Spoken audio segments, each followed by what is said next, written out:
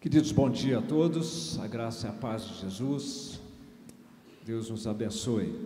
Vamos abrir a palavra do Senhor no livro do profeta Malaquias, é fácil de achar porque é antes de Mateus.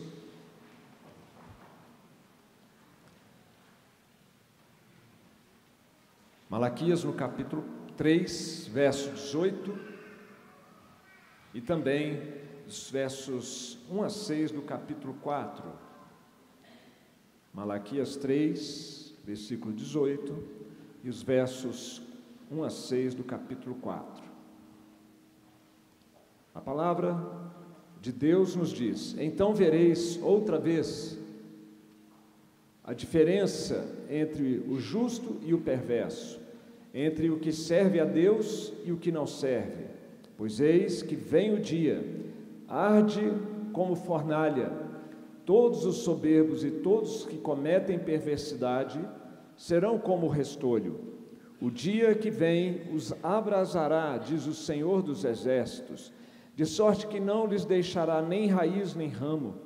Mas para vós outros, que temeis o meu nome, nascerá o sol da justiça, trazendo salvação nas suas asas. Saireis e saltareis, como bezerros soltos da estrebaria.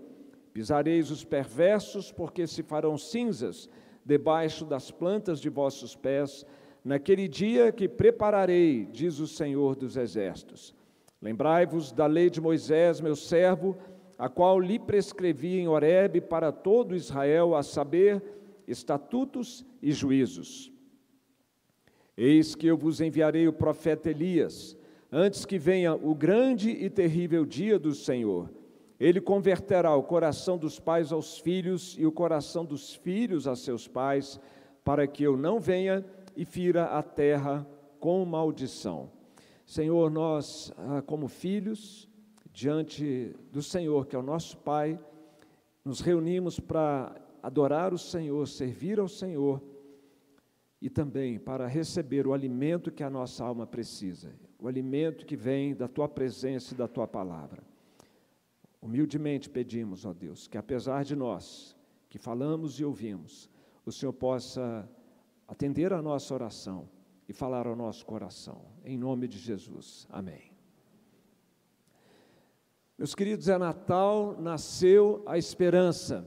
Esse é o tema da nossa série que começa hoje e que continuará pelos demais domingos, a partir da próxima semana até o dia de Natal. Cristo Jesus, nossa esperança. No conceito popular de esperança, a esperança é a última que morre, mas ela pode morrer, nem que seja a última. A esperança, dessa maneira, é vista como uma expectativa otimista de que alguma coisa boa vai acontecer, mas é uma esperança vaga, ela não é certa, pode acontecer ou pode não acontecer. Mas o conceito bíblico, o conceito cristão de esperança não é assim.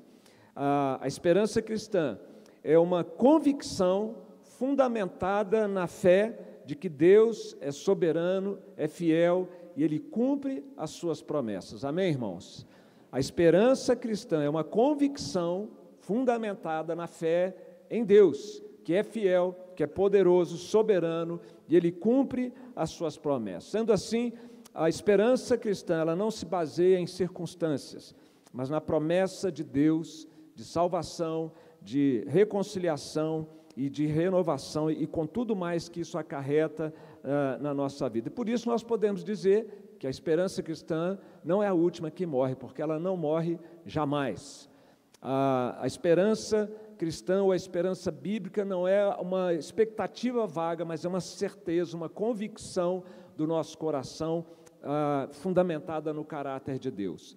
E por que é que nós podemos afirmar assim, que a esperança é dessa maneira, tão firme, tão perene, tão permanente? Porque a palavra de Deus nos diz, por exemplo, em 1 Timóteo 1:1, que Cristo Jesus é a nossa esperança. Jesus Cristo é a nossa esperança. Nós podemos dizer que a nossa esperança nasceu, portanto, em Belém, naquela manjedoura, e talvez seria até melhor dizer do que a esperança nasceu, é que a esperança se encarnou. porque Jesus é diferente de nós, ele não nasceu e ali começou a sua existência. Na verdade, ele se encarnou. Num dos debates que ele teve com os fariseus, eles o questionaram: você não tem nem 50 anos e está dizendo que conhece Abraão? E aí Jesus respondeu: em verdade, eu vos digo, antes que Abraão existisse, eu sou. Então, o Natal, na verdade, não é bem o nascimento de Jesus, mas é a encarnação do Filho de Deus que nasce ali como Jesus de Nazaré, filho de Maria. E nós, meus queridos, não confinamos, não limitamos a nossa esperança em Cristo apenas nas coisas deste mundo. Eu quero dizer algo aqui sem querer desmerecer de forma alguma o trabalho dos nossos músicos no Festival de Música. Foi lindo, foi assim muito bonito, muito inspirador. O tema era esperança, mas eu notei que boa parte das músicas falava da esperança para as lutas daqui da vida, para os sofrimentos que nós estamos enfrentando, do consolo que Deus dá nesse tempo presente. E poucas músicas falaram do novo céu, da nova terra, da vinda de Jesus, e a nossa esperança em Deus e em Cristo. Cristo, nossa esperança, é tanto para uma coisa quanto para outra. Tanto nós podemos encontrar conforto e alento nesta vida, mas nós não limitamos a nossa esperança a esse momento. Paulo disse: se a nossa esperança em Cristo se limita apenas a esta vida, somos os mais infelizes de todos os homens. Se nós pudéssemos contar com Jesus apenas para esse momento presente, não para a eternidade, seria bastante frustrante. Essa série natalina, então, meus irmãos, começa hoje, avançará nas semanas de dezembro, e o que na verdade nós estamos fazendo aqui é uma passagem de marcha do tema do ano de 2023 para o tema do ano de 2024. Este ano, o ano da fé, porque Jesus é suficiente. 2024, o ano da esperança, e o subtema é: vem, Senhor Jesus.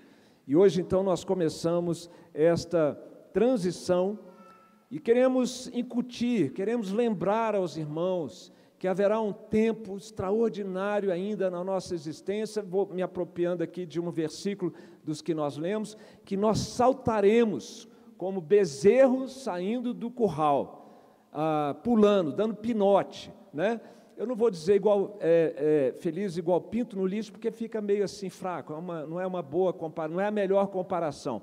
Mas se bezerro saindo do curral não disser muita coisa para você, pense numa outra expressão parecida, algo como pulando de alegria, com o coração saindo pela boca, alguma coisa assim. É isso que Deus tem reservado para nós. Vai acontecer um tempo na nossa existência que nós não conseguimos imaginar a dimensão, a intensidade da alegria, do prazer que nós viveremos no novo céu e na nova terra. E o que é melhor, meus irmãos, é que isso já começou. O tema, por exemplo, dessa campanha que nós estamos terminando hoje à noite, né? A gente sai de uma e entra em outra, a respeito do dia do Senhor, é que é dia de festa da alma. A alma já está em festa. Só com as primícias do que nós temos experimentado, só com essa amostra do que virá pela frente, isso já tem feito um bem tremendo para a nossa alma, e isso se tornará ainda mais intenso e completo. O livro do profeta Malaquias, meus irmãos, ele foi escrito depois do exílio na Babilônia, e eles passaram por muitas situações difíceis. O que está acontecendo lá em Israel dá para a gente ter uma ideia do que faz um povo, um exército invasor, né? O que faz com o povo de Deus na época, com Israel, quando a Babilônia chegou estuprando, matando, degolando e tantas outras coisas, e levando para o exílio, acabando com toda a dignidade, com toda a felicidade da nação de Israel naquela ocasião.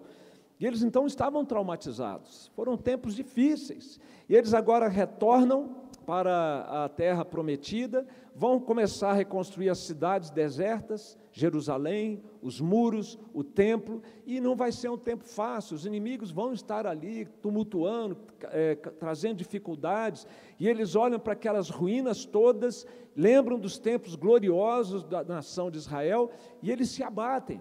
E eles começam então a falar contra Deus. Nos versículos anteriores, no final do capítulo 3, eles não medem palavras para questionar e para murmurar contra Deus. E Deus diz para eles: as suas palavras foram duras para mim. E eles: mas em que é que foram duras? O verso 14 do capítulo 3, vocês dizem: inútil é servir a Deus, que nos aproveitou termos cuidado em guardar os seus preceitos, andar de luto diante do Senhor. Ora, pois, nós reputamos por felizes os soberbos, também os que cometem impiedade prosperam. Sim, eles tentam ao Senhor e escapam. Então eles estão dizendo: não tem diferença nenhuma. Para quê? Para que servir a Deus? Para que ser fiel a Deus?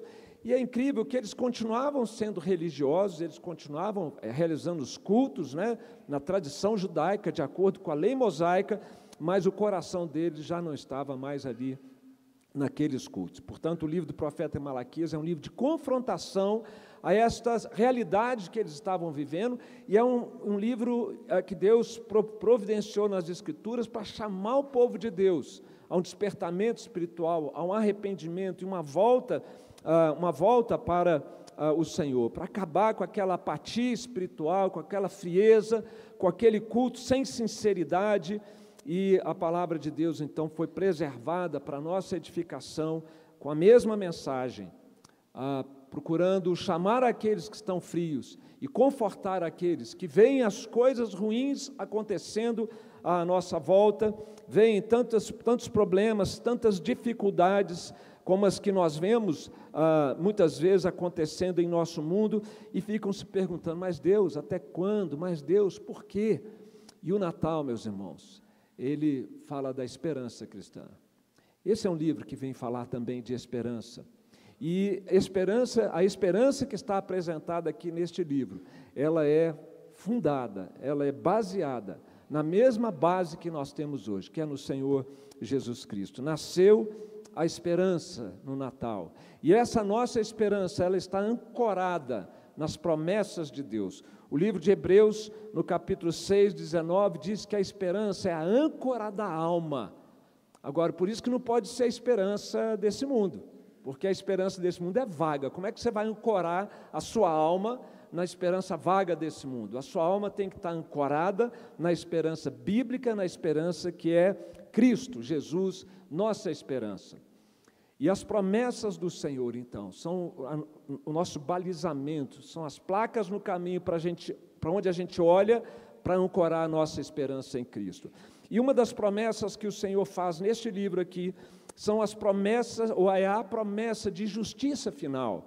Os versos 1 e 3 nos falam disso. Quando a gente acha às vezes que a vida é injusta, que o mundo é um caos, que o mal prevalece sobre o bem, quando a gente fica desanimado com a vida e corremos o risco de fazer como Israel estava fazendo, acusar a Deus.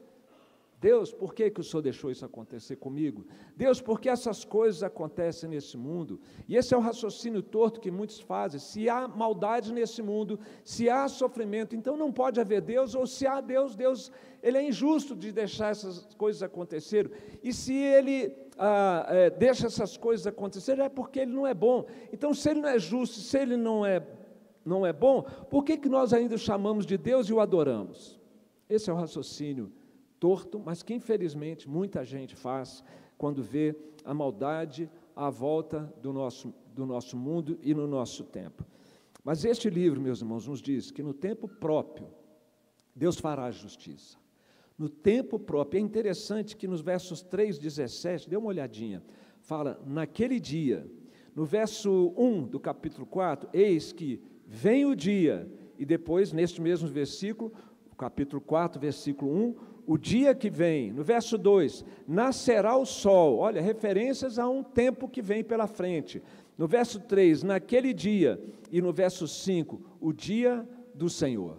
Todas essas passagens estão dizendo que Deus não está ignorante do que está acontecendo nesse mundo, mas que há um cronograma de Deus, há um relógio de Deus em andamento, apontando para este grande dia, o dia do Senhor, em que a justiça de Deus será feita. Deus está prometendo que haverá um tempo em que Ele dará fim a todo mal, a toda injustiça que acontece no nosso mundo. Por isso, no capítulo 3, verso 18, nós encontramos: então vereis outra vez a diferença entre o justo e o perverso, entre o que serve a Deus e o que não o serve. Versículo 1, agora lendo inteiro, completo o versículo todo. Pois eis que vem o dia, e arde como fornalha, todos os soberbos e todos os que cometem perversidade serão como restolho. O dia que vem os abrasará, diz o Senhor Deus, diz o Senhor dos Exércitos, de sorte que não lhes deixará nem raiz, nem ramo. Verso 3, pisareis os perversos, porque se farão cinzas debaixo das plantas de vossos pés, naquele dia que prepararei, diz o Senhor dos Exércitos. Deus fará justiça, é a sua promessa. O mundo está debaixo de uma sentença terrível, e é difícil falar desse tema nos nossos dias. É meio que politicamente incorreto falar de inferno, falar de condenação, e no Natal nós precisamos falar disso, porque se o pecado não for amargo, Cristo não será doce. Se nós não tivermos a noção da gravidade em que as coisas estão caminhando nesse mundo, nós não vamos dar o devido valor ao Natal de Jesus. Pode se tornar uma festa religiosa, uma mera tradição, mas o Natal de Jesus vem nos falar de esperança, esperança da justiça que Deus fará a partir da vinda de Jesus, do seu nascimento. E os termos aqui são muito pesados, falando dessa condenação: fornalha, restolho, abrasamento, cinzas no lugar de ramos e raiz, e ser pisado pelo povo de Deus. Todas essas expressões, João Calvino dizia que eram figuras metafóricas para descrever o horror indescritível de uma eternidade sem Deus. É disso que se trata e é isso que vem pela frente, pela justiça de Deus. Tanto isso é tão sério e é tão pesado, irmãos, que Charles Spurgeon, o grande pregador, ele entendia como poucos do que se trata essa condenação de Deus, essa justiça que está a caminho, que ele disse uma vez, num sermão dele, sobre a separação das ovelhas e dos bodes, né? Ele pregou isso em 1875, e naquele sermão Spurgeon diz: estou mais inclinado a me assentar e chorar do que me levantar e pregar sobre o sofrimento consciente dos perdidos no inferno. Meus irmãos, quem é que vai ser condenado assim? A Bíblia nos diz: quem crê no Filho tem a vida eterna. O que todavia se mantém rebelde contra o Filho não verá a vida, mas sobre ele permanece a ira de Deus. Aqueles que não creem, ou aqueles que dizem que creem, mas não se submetem ao senhorio de Jesus, ou aqueles que dizem que creem em Cristo, mas também creem nas obras, creem em Cristo, mas também creem na caridade como método de redenção, creem em Cristo, mas também creem na reencarnação como meio de salvação. Enfim, todos aqueles de nós que não nos arrependermos dos nossos pecados, que não confessarmos a Jesus como o único e suficiente Salvador, que não nos apropriarmos da salvação em Cristo, não entregarmos sinceramente a nossa vida a Ele, todos aqueles de nós que não nascermos de novo, nós experimentaremos dessa justiça terrível da parte de Deus, mais justa, merecida, necessária, devido à santidade de Deus e à nossa pecaminosidade. Por isso, meus irmãos, quando a gente olha para esse nosso mundo, tão cheio de problemas, quando muitas vezes nós somos feridos, quando nós nos sentirmos injustiçados, nós precisamos nos lembrar desta promessa de Deus e não ficarmos abatidos, a promessa da justiça final. E jamais fique amargurado com Deus, porque as coisas ruins estão acontecendo à nossa volta. O Senhor fez tudo o que era necessário para acabar com o mal e com a maldade nesse mundo. Agora é uma questão de tempo. Desde que Jesus veio ao mundo, desde que Jesus nasceu, a justiça de Deus está vindo a passos largos para esse nosso mundo. Mas nós temos que fazer uma escolha. Se nós entregaremos a nossa vida e nos submeteremos a Jesus diariamente, para experimentarmos do amor imerecido da parte de Deus por toda a eternidade, ou se nos manteremos apáticos, indiferentes, distantes dele e experimentaríamos essa justiça de Deus que está prometida na sua palavra. Natal, nasceu a esperança ancorada nas promessas de Deus, e esta é uma promessa onde a nossa alma deve se ancorar, a promessa da justiça do Senhor. Mas há uma outra promessa e última que eu quero mencionar, que é a promessa do Messias, que nós encontramos aqui nesta passagem. O livro do profeta Malaquias antecede um período de 400 anos de silêncio da parte de Deus. É o último livro do Antigo Testamento. Daqui até o Evangelho de Mateus, ou até a vinda de João Batista, mais precisamente, serão 4 séculos de silêncio da parte de Deus. O céu vai silenciar. O Deus que havia falado aos pais pelos profetas ficará silencioso. E nesse período, então, ou até que o Cristo viesse, nada virá da parte de Deus. Mas finalmente, 400 anos depois, as últimas palavras ditas aqui no profeta Malaquias farão todo sentido quando Jesus nasce em Belém. Eu chamo a atenção dos irmãos para a última palavra do Antigo Testamento. Qual é? Qual é a última palavra do Antigo Testamento? Maldição. Maldição. Essa expressão, ou essa palavra, deixou muitos homens de Deus no passado incomodados. A gente não pode terminar um livro, não pode terminar um livro, um Antigo Testamento desse jeito. Aí os maçoretas, que eram estudiosos, copistas da Bíblia hebraica, eles inverteram Malaquias, puseram 5 como sendo o último, os 6 como sendo penúltimo, que aí pelo menos termina melhorzinho, antes que venha o grande e terrível dia do Senhor, Também aqueles que traduziram o Antigo Testamento para o grego fizeram a mesma coisa, para não terminar com maldição. Cadê o final feliz, abençoado, eternamente, amém? Não tem, então vamos tirar isso daqui. Mas, meus irmãos, será que é assim mesmo que o Antigo Testamento está terminando, inacabado, de uma maneira angustiante? Olha com um pouquinho mais de atenção no verso 4. Lembrai-vos da lei de Moisés. Verso 5. Eis que eu enviarei o profeta Elias. A lei e os profetas são mencionados aqui nesses versículos finais. E do que tratam a lei e os profetas? Na verdade, de quem tratam a lei e os profetas? Vamos deixar que Filipe nos responda, quando ele, encontrando a Natanael, discípulos de Jesus, ele diz: achamos aquele de quem Moisés escreveu na lei e a quem se referiram os profetas, Jesus, o Nazareno, filho de José. O Antigo Testamento não está terminando de maneira macambúzia, sombria. Ele está apontando, como todos os demais livros do Antigo Testamento, para a pessoa de Jesus, para o Natal de Jesus, para a encarnação de Jesus, para a nossa salvação, dado que a situação é terrível para os rebeldes. Se não houver da parte de Deus uma ação graciosa, poderosa, salvadora, todos nós estaríamos debaixo daquela condenação. Por isso nós podemos dizer que o Natal é o tempo em que nasceu a esperança de vida eterna, a esperança de salvação, não uma esperança vaga, mas uma esperança radicada, sustentada na pessoa do Filho de Deus que se encarnou para a nossa salvação. Meus irmãos, e é por isso então que nós podemos dizer, e vamos só frisar aqui no verso 6, que antes da palavra maldição, há uma promessa de exatamente não ferir a terra com maldição, a partir da vinda do Messias.